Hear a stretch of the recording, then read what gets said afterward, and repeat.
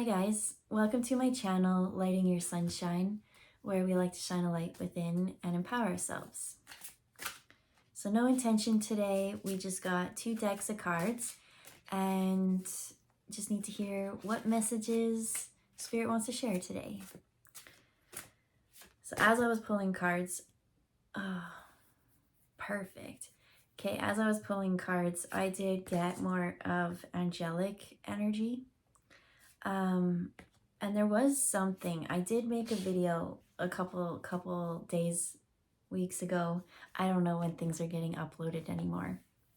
But I remember I said something, and I still stand by everything that I say in that reading, but there was one moment where I kind of wavered on a word. I didn't know if that was the word that I wanted to use, because I know that it is such a new age term and it's thrown around lots.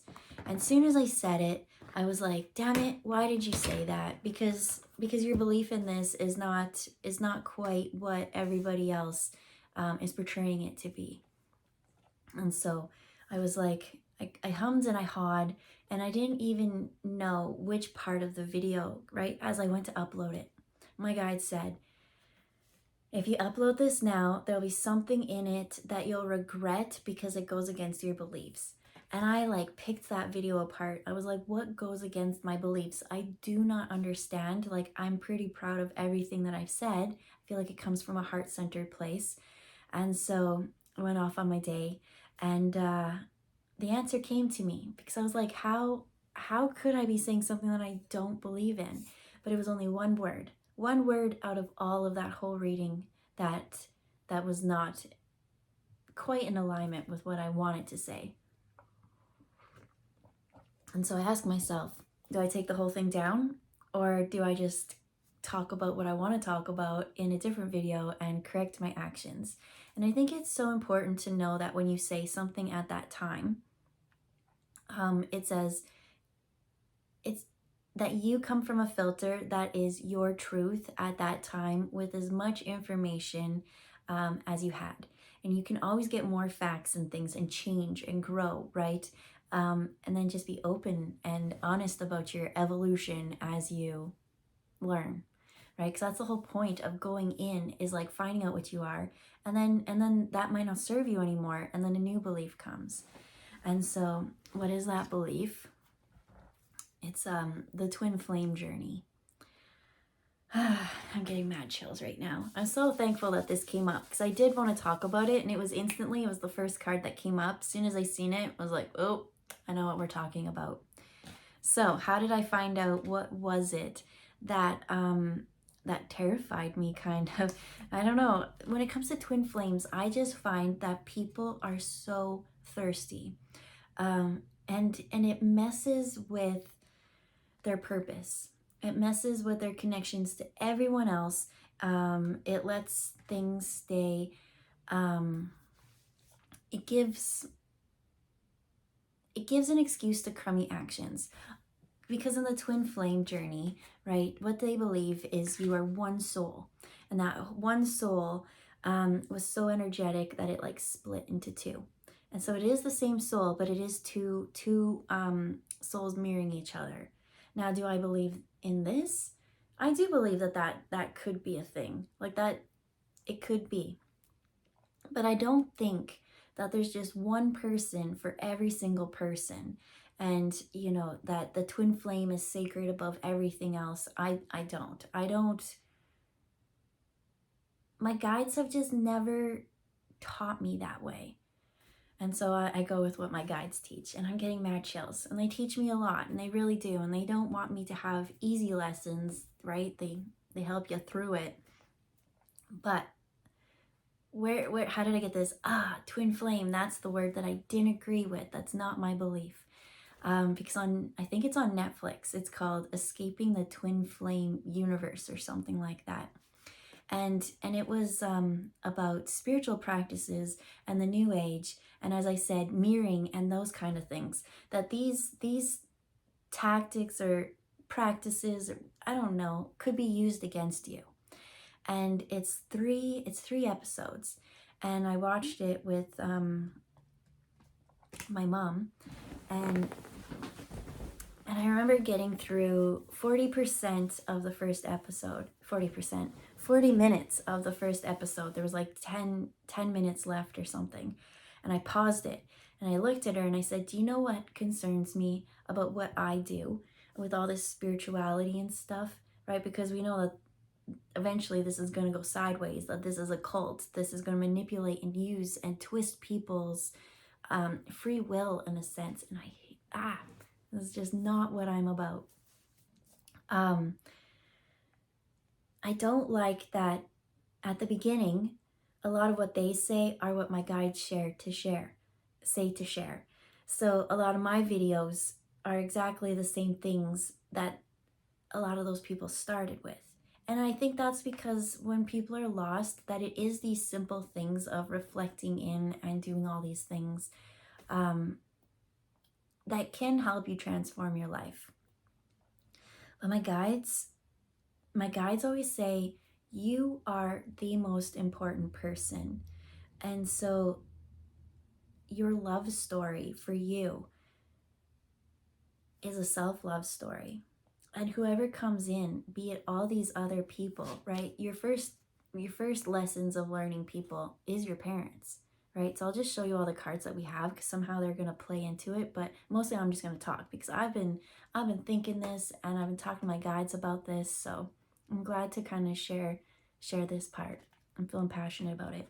We got parents, we've got release in reverse, and we've got vacuuming away fear with the twin flame. So those are the only cards, right? And so you have so many different dynamics, so many different partnerships. And so in that twin flame universe, whatever one, as the one, she was a literal twin. She had a twin that they grew together and they still thought, no, it's like this soul thing. And so I do think that these terms, especially when it comes to love, Spirit really wants you to focus on loving yourself, building your hobbies and your passions and whatever it is that makes your heart sing, so that you can bring like-minded people in and share that space.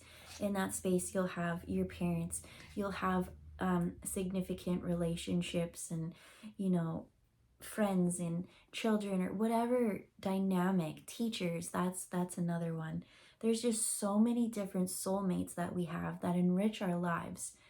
And I know so many people come here and they just really want someone to complete them, to make, and I think that is the power of a hug. But I think that's the power of a hug. I don't think that's the power of that person's hug. What do I mean by that? Certain people, they've got good energy. Oh, their hugs are the best. And their hugs are healing. But really, what do they say? I think you need to have I think it was 8 or 12 hugs a day or something like that to produce the serotonin in your brain to, feel connected and part of everything as a whole. Imagine if it's just one person, right? There really is meant to be a community. And so, this twin flame, what about it they say when you honor yourself, right? Because in everything that they did, they were in this documentary, they were starting to change genders and do things like that. And they were letting people outside themselves saying, no, this is your twin flame, even though they were very toxic people. And I think that is the scary part, is because you're supposed to go within, you're supposed to learn your own karmic cycles, right? This is where we are releasing things and vacuuming away the fear. We're meant to release these toxic cycles with these people. And in this one, in the TV show, it was oh no, on a soul level, a restraining order would never come between you guys. And so they were ignore the restraining order. That is awful, awful advice, especially when it's it's just false. In the show, to sum it all up, it was one big false mask. And if you have to hide who you are, that's not from the heart. And especially, as I said, I do and don't, I believe in twin flames. But I think everybody thinks that they are that. And it's only certain souls that really need to learn that deep, deep lesson. Another term that's thrown around in the spiritual community is the 144,000. And my guides, we talk about this every day, and they still keep bringing up that there are millions of people who think that they are part of the 144,000. And so for those who don't know what I'm talking about, there's this belief that there's this soul group of 144,000 souls who are coming back, that they're the twin flames, that they come and then they're separate. So when these twin flames and these pairings come together, that who knows what they think is going to happen in those moments. But as I said, everybody wants to be the divine chosen one of the 144,000 souls, and there's millions and millions of them.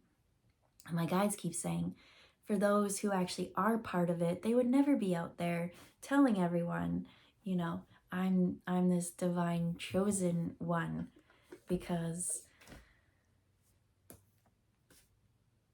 privacy and secrecy and everything, like it's not like a throat thing. It's not a throat chakra that needs to be like, I'm the most desirable, you need to be like me and mimic me. It's a strong power where you just live your life and people are like, wow, I like that. And you lead by example. It's the silence. It's power in silence. So let's get a little bit into these cards. I just really wanted to clear that up because I did know at one point I wanted to talk about twin flames, because I remember watching that video and I went, and then I said it, and I only chose that one word. Yes, I do believe it. No, I don't believe in the hype of it and all that stuff. I do not sign up for that stuff. I really want everyone to discern within yourself, and you know, if your guides, because you're connecting to the highest of high and source, they're going to lead you and people into your life. And if they're kind of like telling you that, oh, you need to confront this with this person, you're guided to do that. Just go wherever you're guided, and that's the best path. There's so many relationships that will come in and come out of your life. But let's say you do come across this. From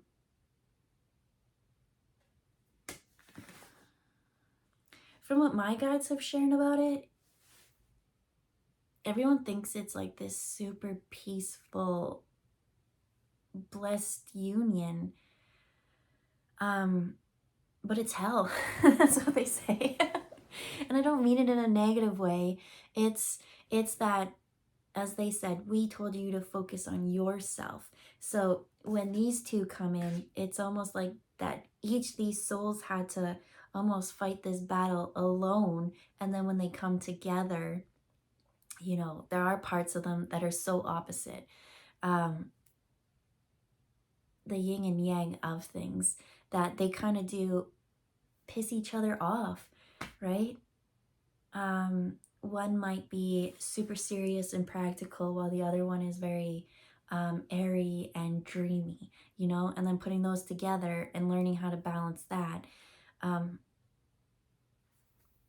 in those relationships and those partnerships, everyone is that for us. It really is. So my guides just really don't want people to put labels on things, you know. Don't label your relationships this, you know, they're showing me karmic. Don't label karmic relationships. I thought that would have been a beneficial thing. What are they trying to explain about that? Okay, they say pull these cards. They're saying don't label the karmic relationships as karmic and things like that, because now you're sitting there judging them, and now you're welcoming that into your energy field. And so now you have to go learn that lesson of non-judgment or something. The best case scenario is this person comes, it is a karmic whatever, but we are teaching you. We say, hey, when this comes up, we really want you to act up or stand up or this for this moment. And you do. You don't need to worry about the person. Spirit deals with them. In the power of, they're telling me prayer, in the power of prayer, right? You see that person as perfect and whole no matter what, because they are, right? Energy work. You don't control the energy and tell the energy what to do in that person. All you do is just hold and let energy channel through you. Then their soul pulls the energy and takes it to where it's needed. And so when the lesson comes, take the lesson and let the rest go. It's not for you to judge. It's not for you to do things like that. It's just to inspired action is what they've been really talking about lately. So with the whole not labeling a karmic, we've got Lady Nada, and she says heart awakening. When you wish, right, and you do the energy work, they're pure, as they said. Karmic, we're going to say karmic situation. We don't get along with this person. We don't like this person. It's not the person you don't like. It's the actions or the spirit. It is like the attachments, lust, greed, anger, envy. Those kind of things get in us and attach. And so those are the things that we can label as karmic, but not the person. It's not for us to judge their soul. It's for, Matt and the feather to do the real deciding. And this is the heart awakening. Who am I to say what's in someone else's heart and those things? So don't label karmic. Don't label twin flame.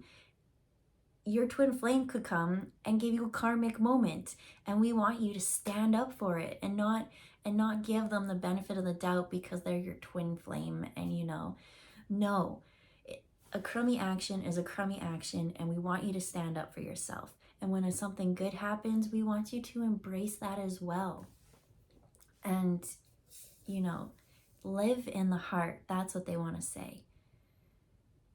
Take away the mind thing of all this attachment to others, because when your heart is open, you're connected to so many people. Your cup is full. Your cup is overflowing. We don't want you to get trapped in that there is just one person, and maybe you ended up with a soulmate, but your twin flame is still out there and I should have been. No, guys, that's let's say there was something in the past, like maybe time will bring it back. Maybe you'll grow to the same frequency to, maybe. If you had the inspired action and you didn't do it, well, that's you creating your own karma. But if there was no inspired action and things just drifted and let them go. Let them go learn their lessons. Let them do their thing.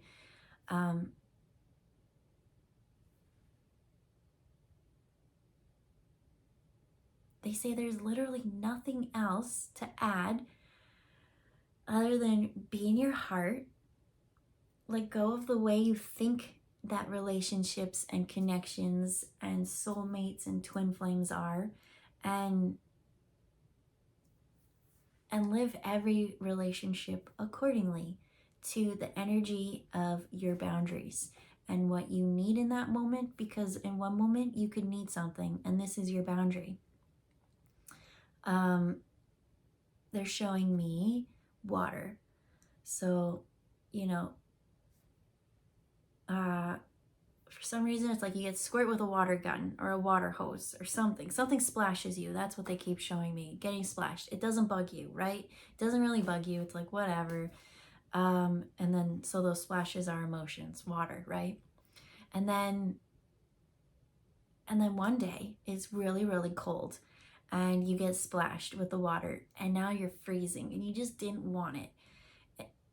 it's dealing with that. It's not the person, it's not the people. It's just let people be who they are meant to be. Let them go where they're meant to go. If you know that you have a connection with something or with someone, the universe kind of conspires to have it together, right? You'll see synchronicities of them everywhere. You'll just see the signs to take the action. So there is a reader on YouTube that I know. She does she focuses on twin flame, and I don't watch it often. I kind of started at the beginning and I watched it and I was like, all right, I see a lot of what she's going through is projection, right? She's going on her own journey. And then I stopped. And then I'll check in like 6 months or a year later and it's still the same story. It's not changing. And so I think that's why